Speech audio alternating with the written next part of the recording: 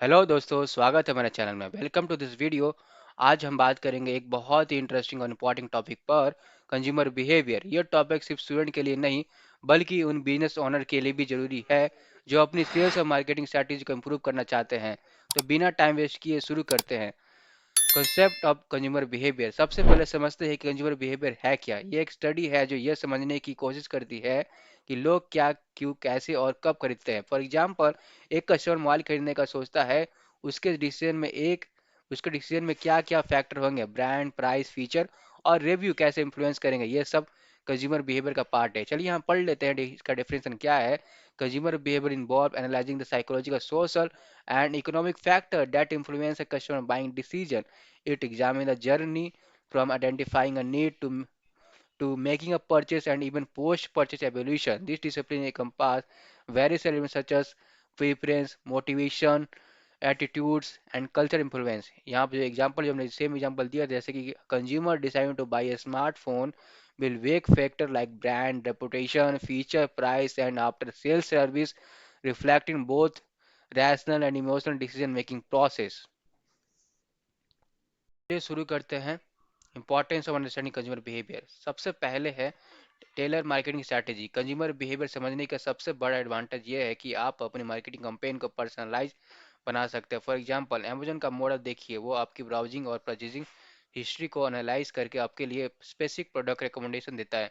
जैसे अगर आपने हेडफोन सर्च किया है तो अमेजन आपको हेडफोन और रिलेटेड एक्सेसरीज सजेस्ट करेगा, और इससे कंज्यूमर को लगता है कि ब्रांड उनकी नीड्स को समझता है और परचेस करने के चांस बढ़ जाता है। So tailor marketing directly help in converting potential customer into buyer.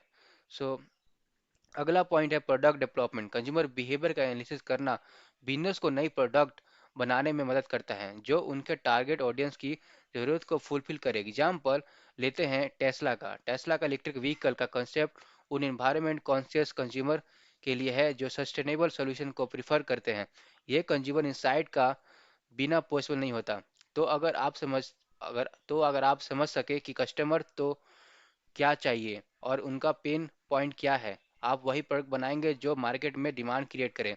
सो तीसरा पॉइंट है एनहांस कस्टमर सेटिस्फेक्शन। अगर आप अपने कस्टमर के बिहेवियर को समझते हैं तो आप उनके पेन पॉइंट और एक्सपेक्टेशन को एड्रेस कर सकते हैं। इसका एक बेस्ट एग्जांपल है जेपोस। ये एक shoes and April e commerce company है जो अपने एक्सेप्शनल कस्टमर सर्विस के लिए फेमस है। जेपोस की पॉलिसीज जैसे इजी रिटर्न और 24/7 customer support directly consumer feedback और बिहेवियर के एनालिसिस पर बेस्ड है। यह strategy not only improve customer satisfaction but also build long term loyalty. So और last but not least, predictive market trend. Consumer behaviour analyse करने का एक demand के चेंज को प्रिडिक्ट कर सकते हैं। फॉर इंस्टेंस, अब आजकल लोग अपनी हेल्थ और फिटनेस पर फोकस कर रहे हैं। इस ट्रेंड को समझ कर काफ़ी कंपनी ने ऑर्गेनिक फूड और फिटनेस प्रोडक्ट लॉन्च किए हैं। जैसे योगा मार्ट, फिटनेस बैंड और ऑर्गेनिक स्नैक का डिमांड काफ़ी बढ़ गया है। अगर आप बिजनेस या ट्रेंड पहले समझ ले तो वो मार्केट में अपनी पोजीशन और स्ट्रॉन्ग कर सकते हैं।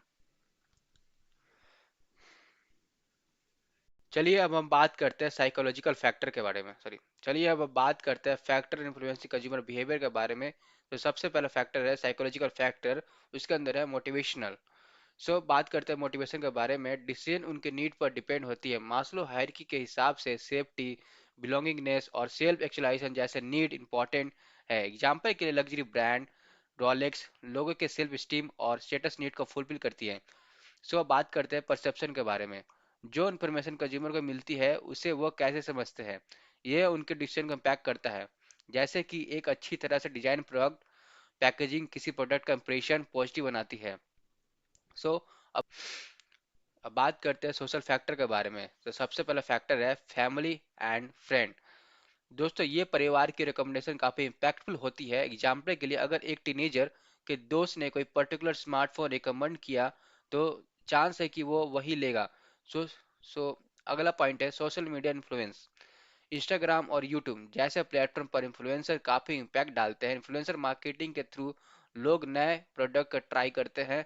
कल्चरल फैक्टर के बारे में। Cultural norms and value. लोग के फूड चॉइस और लाइफस्टाइल उनकी संस्कृति पर डिपेंड होते हैं। जैसे इंडिया में वेजिटेरियनिज्म काफी कॉमन है। सो अब बात करते हैं सब कल्चर के बारे में। स्पेसिफिक ग्रुप जैसे गेमर्स के यूनिक बाइंग पैटर्न होते हैं। एग्जाम्पल के लिए रेजर जैसे ब्रांड गेमर के लिए स्पेशल प्रोडक्ट बनाते हैं। अब बात करते हैं इकोनॉमिक फैक्टर के बारे में। इनकम लेवल, इनकम लेवल के बारे में बात करते हैं। लोग कितना पैसा कमाते हैं ये उनके परचेसिंग डिसीजन को इम्पैक्ट करता है। जैसे हाई इनकम लोग अब एप्पल जैसे प्रीमियम ब्रांड खरीदते हैं, जबकि Xiaomi जैसे ब्रांड लो बजट कंज्यूमर को टारगेट करते हैं। इकोनॉमिक कंडीशन के बारे में बात करते हैं अब। इकोनॉमिक कंडीशन में इनकम लेवल के बारे में बात करते हैं। सो इकोनॉमिक कंडीशन, रिसेशन या इन्फ्लेशन के टाइम पर लोग अपने खर्चे पर ध्यान देते हैं। इकोनॉमिक डाउनटर्न के वक्त वैल्यू फॉर मनी प्रोडक्ट ज़्यादा पॉपुलर होते हैं। अब बात करते हैं पर्सनल फैक्टर के बारे में। एज एंड लाइफस्टाइल, हर एज ग्रुप के लोग के नीड अलग अलग होते हैं। जैसे एक यंग प्रोफेशनल के खरीदने का पैटर्न एक रिटायर्ड इंसान से काफ़ी डिफरेंट होगा। लाइफस्टाइल, अब बात करते हैं लाइफस्टाइल के बारे में। लाइफस्टाइल के हिसाब से लोग अलग अलग प्रोडक्ट खरीदते हैं। जैसे fitness enthusiast gym membership, fitness tracker और ऑर्गेनिक फूड ज़्यादा प्रेफर करते हैं।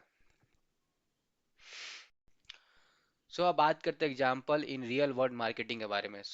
पहला एग्जाम्पल है नेटफ्लिक्स। ये ब्रांड अपने यूजर के व्यूइंग हैबिट को एनालिस करता है, जिससे वो पर्सनलाइज रिकमेंडेशन दे पाता है। मतलब जो आपको देखना पसंद है वही नेटफ्लिक्स आपके सामने लेके आता है। साथ ही ये उनकी प्रेफरेंस के हिसाब से नए शोज और मूवीज में इन्वेस्ट करता है। स्मार्ट स्मार्ट है ना। अब बात करते हैं कोकोला के बारे में। दूसरा एग्जाम्पल है कोकोला।